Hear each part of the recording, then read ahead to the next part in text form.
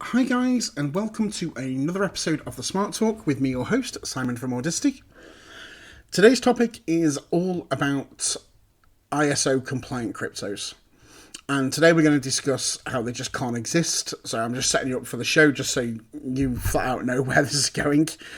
There's a lot of misconceptions around it and there's an awful lot of nonsense being spouted around. I just want to clear everything up straight out from the start. So to get into the grips of this, there's a lot of people, a lot of misconceptions around everyone saying that cryptos are ISO compliant for the new ISO20022 migration. So let's clear this up. In November this year, 2022, the Swift messaging service are introducing what they have dubbed their open banking initiative. And this is standardizing the messaging formats.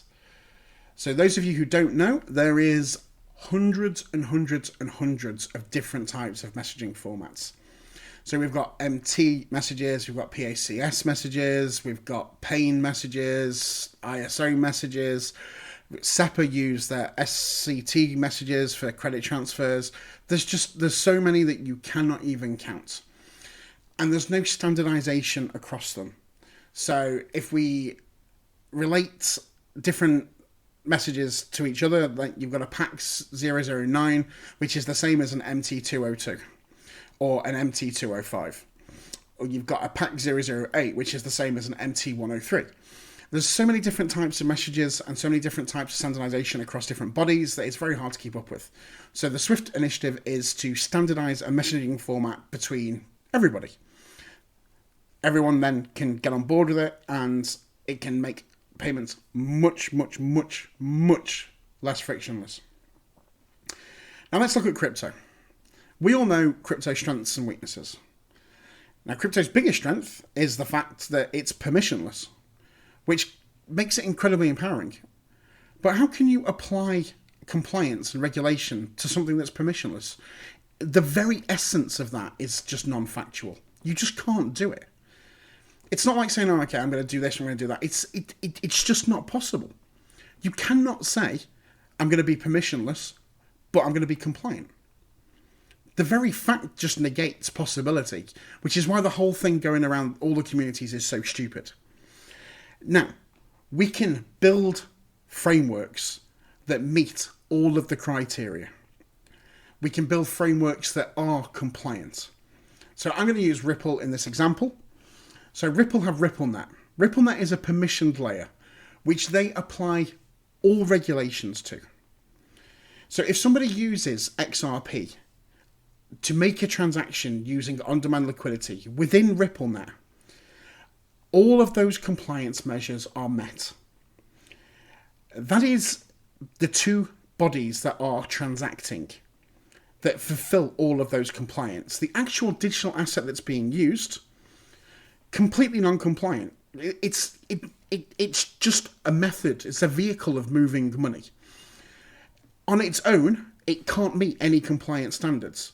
And just to put it into perspective for you, just so you understand, I will reel off just some of the regulators involved. You've got the OCC, which is the Office of the Controller. You've got the FDIC, which is the Federal Reserve Insurance. You've got OTS, you've got CFTC, you've got the FCA, you've got the FATF. You've got PEPs, you've got SIPs, you've got RCAs, you've got OFAC, who maintain the sanctions list. You've got OFS. There is so many different bodies that you have to appease and you have to keep happy. And all of those frameworks need to be maintained. You can't do that on an open permissionless blockchain. You can't make sure that you're not sending it to someone. It doesn't even know who they are. You could send anything to a random wallet address. For all you know, it could be, one of the biggest terrorists in the world or a big, massive sex trafficker. There's no way to tell in these networks. There's no way to tell in these permissionless networks if the person receiving those funds is legitimate and above board. So when you make those transactions, or that's when it falls on the exchanges to actually execute all of those checks. Because if they're going to turn that asset into a liquid capital and put it in your bank for you, Then they need to make sure that you're not on OFAC sanction list. Then they need to make sure that you're not in breach of any OCC rules, or you're not in breach of any of the SECs or the CFTCs. All of those things that happen when you hit a sanctions list, which is maintained by OFAC. It's the, the office that maintains the sanction list that most people actually listen to. Every country's got their own individual one, and they add it to OFAC's list. And OFAC, there's a lot of sort of cooperation within the FATF, which is the Financial Action Task Force. All of those compliance measures are hit by the people that are using and transacting with the actual asset. When it needs to bridge or meet a fiat currency, then all of that compliance is going to be applied. But on its own, just moving an asset between itself, no. There is no compliance there. There's no physical checks. It's not possible. It's stupid. It's stupidity that people actually think it. So when you see these messages from people that just say, oh, yeah, great, fantastic, whatever coin is ISO20022 compliant, then literally just close it. It's clickbait and it's nonsense. It is not possible to have compliant cryptos because their very nature is permissionless. Now, it is possible to have permissioned cryptos that are compliant, that can only be issued to people that meet all of these. So when we look at banks that are going to issue their own stablecoins, when we look at companies issuing stablecoins, when we look at permissioned coins, they can be compliant as long as they are permissioned within their own layer. Anything that is permissioned that moves outside of crypto, outside of a permission layer, so let's use USDC as an example. USDC is issued by Circle, backed by Goldman Sachs. It's still not a compliant crypto. It still goes to any wallet that sends it. We don't know the identity of that wallet. We just know that they're holding USDC. All of this talk at the moment about CBDCs and all the rest of it, they're still going to be on a layer that, unless they are only able to go to a permissioned application, they will be permissionless.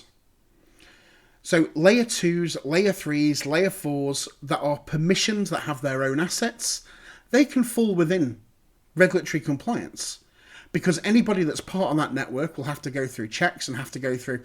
You can make layer 2s and you can make layer 3s fully compliant, but you cannot make layer 1 infrastructural blockchains regulatory compliant. It's just not possible. It's all nonsense. Hope you've enjoyed the show. If you're enjoying the content, please like, please subscribe. I'm getting back to my old days of just, picking something and having a good old-fashioned rant. Look forward to speaking to you soon. Plenty more content coming. Enjoy the rest of your day. Take care. Bye.